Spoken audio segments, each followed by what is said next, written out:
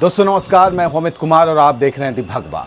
नाम था मोहब्बत की दुकान और इस दुकान के काउंटर से बरसाई जाने लगी पीएम मोदी पर गालियां।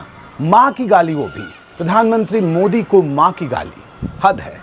बिहार के दरभंगा के सिमरी में जो कुछ हुआ वो सिर्फ सियासी विरोध में सब कुछ भूल चुके कांग्रेस के किसी बेकाबू कार्यकर्ता का बहकना भर लगता नहीं है, बल्कि ये मोदी विरोध की जमीन पर खड़े किए जाने वाली मोहब्बत की दुकान के प्रणेताओं की मेहनत का नतीजा सा लगता है। मेहनत इस बात की कि मोदी का विरोध करना है तो फिर किसी बात की परवाह नहीं करो।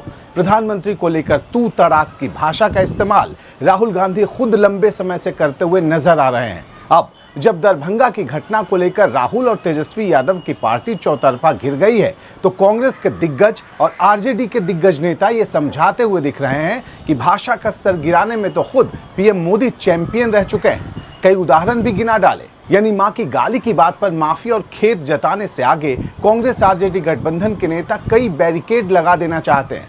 मोहब्बत की दुकान को गाली की दुकान में बदलने वालों पर बरसने की जगह अगर जिन्हें गाली दी गई उन्हीं पर सवाल खड़े किए जाने लगे तो फिर मंशा साफ समझी जा सकती है। अब चीनी की दुकान में आप नमक बेचेंगे तो फिर ये दुकान कितने दिन चलेगी, ये बड़ा सवाल है।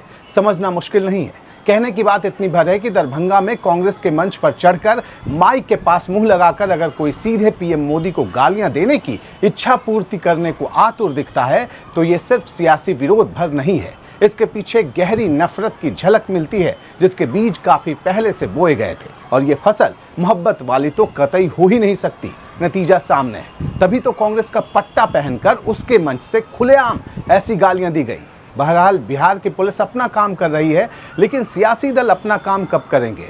राजनीतिक तौर पर स्तरहीन बात चाहे किसी भी पार्टी के मन से हो, कोई भी करे, ये भारत के उदार लोकतंत्र में पचाने वाली नहीं बल्कि उल्टी करने वाली चीज है। और अगर ऐसी बात हुई है तो कांग्रेस को खुले मन से इसके लिए माफी मांगनी चाहिए, वरना मां बहन की गाली वाली राजनीति का स्टाम्प उस पर चस्पा होना तय सा लग रहा है।